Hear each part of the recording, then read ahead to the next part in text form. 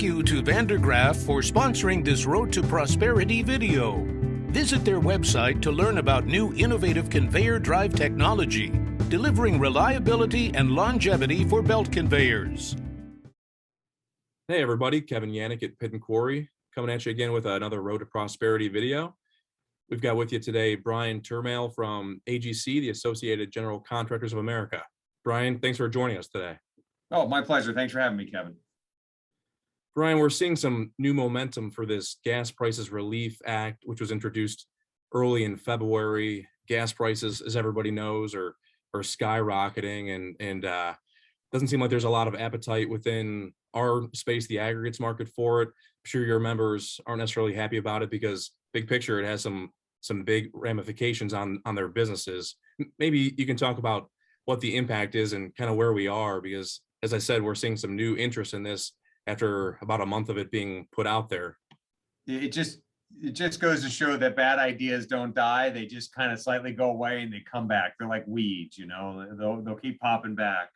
I mean, look, obviously, there are a lot of politicians who feel pressure to do something that looks like they care about the pocketbook concerns of average Americans, right? That gas prices have gone up. I think they're at a record high, according to the AAA, at over $4 a gallon for gas in the United States. But the idea of temporarily suspending the federal gas tax, we just need to appreciate that that's going to have no material impact on what people pay at the pump, but it will have significant and serious and severe consequences on our ability to pay for improvements to our roads, to our bridges, that could actually benefit commuters in the long run. I mean, the reason gas prices have gone up by more than $1 per gallon, actually at this point almost $2 a gallon compared to a year ago, isn't because of the few cents that the federal government tax on as a federal gas tax. And, you know, it's pretty safe to assume that if they temporarily suspend the federal gas tax, that no one is going to notice a difference at the pump. It might give politicians a nice talking point, but what instead they'll do is they'll blow millions, depending on how long, millions to billions of dollar hole in the highway trust fund. So that federal gas tax is collected, it goes into the federal highway trust fund, and that's the piggy bank essentially that the federal government uses to fund their portion of highway and bridge and even transit improvements in the United States. There are a few other sources of revenue into the highway trust fund, but the big gorilla, of course, is the federal gas tax, which has been at the same level since, I want to say, 1993. Really, the broader reason that gas prices are going up, right, is it's a supply and demand issue. You know, we had a lot of we've made a lot of decisions in domestic politics that have restricted some domestic production, or really kind of impaired our ability to refine domestic sources of oil by, you know, saying no to a series of pipelines, making it difficult to add new leases. At the same time that the economy went from essentially neutral to fast forward as we've recovered and rebounded from the coronavirus. So we've got a lot of people wanting to use fuel at a time when our production and quantity of refined fuel is limited, and waiving the federal gas tax isn't going to change the fundamental economics of that.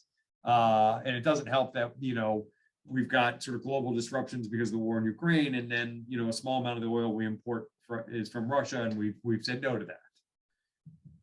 So anyway, that was a long-winded answer. I'm sorry. I just gave you like 18 things there. Forgive me. No, appreciate all those different insights. The problem too, I mean, if you turn off the spigot, you know, that 18.4 cents a gallon spigot, how do you turn it back on? How do you tell consumers, okay, we're going to put these taxes back in play when you took them away for 9 months? Because the idea right now is to suspend it through the end of 22. And I think I agree with you that it's probably not going to make any tangible difference. You know, we're at $4.29 a gallon here in the downtown Cleveland at the moment, and how much difference can you possibly make? Yeah, no, and gas prices aren't going up or down because of the gas tax. They're going up or down because of market issues, and they're going to keep going up and down because of market issues, even if Democrats in Congress are successful in suspending the gas tax. And then you're absolutely right. Worse, it sets a precedent that every time gas prices go up, we're just going to be fiscally irresponsible and turn off the federal gas tax. Yet I guarantee you, politicians aren't going to want to put a halt to federal, to road improvement projects around the country. So we're going to do more deficit spending. That's great for our grandchildren, right? That's something else that they can pay for because politicians wanted to give free candy to voters today. But unlike maybe other bits of free candy that politicians give out, this is a gesture that will actually have no impact on the pocketbooks of drivers. It's not going to change the price of fuel, but it will put the federal government in even more financial constraints. And it's for those of you who listen to Dave Ramsey, it's almost like Dave Ramsey needs to call up Congress and give him a pep talk on how not to be knuckleheads. It's definitely a mixed message federally too, because we just saw the IIJA come across in November, and we're anticipating these monies to be rolling out here at second half of 22 and then in the coming years. And all of a sudden you want to say on the front end, we're not going to support the Highway Trust Fund for the moment. It doesn't make any sense. Yeah.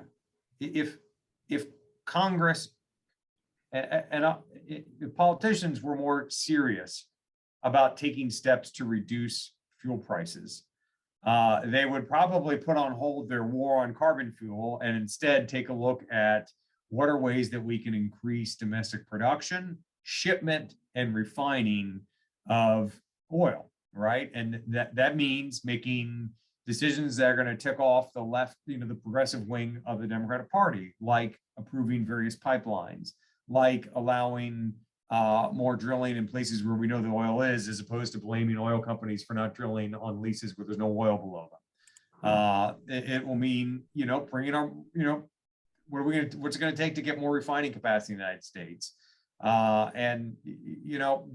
Those are more consequential decisions, but they're decisions that are going to tick off some segment of the Democrat Party's base. And so instead of doing that, we're just being fiscally irresponsible and making a gesture that probably won't in the end even save any votes for congressmen who are worried about gas prices, because no one's going to notice the difference at the pump. Ryan, we're seeing some momentum, not just federally, but some states are talking about this. We touched ahead of this call about how, Georgia, Governor Brian Kemp seems on board with that. I think you touched on Maine. So we're seeing this in other places. Seems like maybe you have a little bit of a handle on where that's popping up a little bit. Yeah, we've seen the idea, like I said, bad ideas are like weeds. They keep popping up, right? And it's popped up in Georgia. It's popped up in Maine.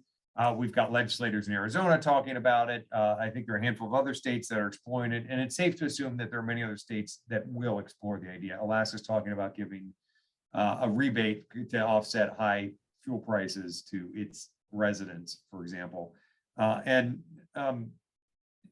These are even more consequential decisions at the state level. I was talking to one of our chapters in Arizona earlier today, and if you turn off the state gas tax, that actually undermines the state's ability to pay back bonds it's already let, or issue new bonds to finance construction. So this isn't sort of some kind of consequence-free goodwill gesture to drivers. It's something that will actually undermine states' ability to keep their roads moving. And given the choice between a meaningless gesture that won't change the price of the pump, or actually making a decision that's going to keep that bridge you use from getting safer, or repave the road that you rely on, I'd take a safer bridge and a repaved road over a meaningless gesture anytime. Brian, do you have a feel for whether these will just remain gestures, or are we going to start to see these pass different chambers of state? I don't think you can, like we said when this idea first came up, even though we expected on the face of it not to pass, we don't take anything for granted. We certainly don't take anything for granted at the federal level, and our state chapters and local chapters don't take anything for granted at the state level. So, we're doing everything in our power to educate elected officials about the impacts their meaningless gesture will have on the nation's finances and our ability to improve our infrastructure, just as our state chapters are busy educating their legislators about the even broader impacts their decisions are going to have on their state transportation programs and frankly on their local economies. not helping people, not actually changing the price of gas isn't going to be a good gesture if you've just put thousands of high-paid construction workers out of work, right? That's actually worse. You're doing more harm than good in that case. So, and we're also, because we're a national network, convening all of our chapters so we can share notes, coordinate, and make sure that we are providing every possible resource to elected officials so they understand that, hey, there are far more significant steps you can take that will help commuters than this meaningless gesture. Brian, anything else you want to add about the Gas Prices Relief Act as from your seat, or what to watch on the state levels? Now, I would just say, if you care about the quality of our roads and bridges, if you care about your ability to move goods, if you care about your ability to get your children safely to school and yourself safely to work, or your groceries to get delivered on time and stay fresh in your grocery store, then you should immediately contact your state legislature, your federal congressional delegation, your congressman, your senator, and tell them to please stop the nonsense. We all know, we're all smart enough to appreciate this isn't going to have an impact on the price of gas, but it will make our lives more difficult, and it will undermine our safety, and could quite frankly hurt our economy in the long run. Well, good message for your members, for our readers, and we'll certainly see where this goes as the price of gas, diesel continues just to go skyward. Brian, thanks for being with us today. Always happy to chat. Thanks for having me.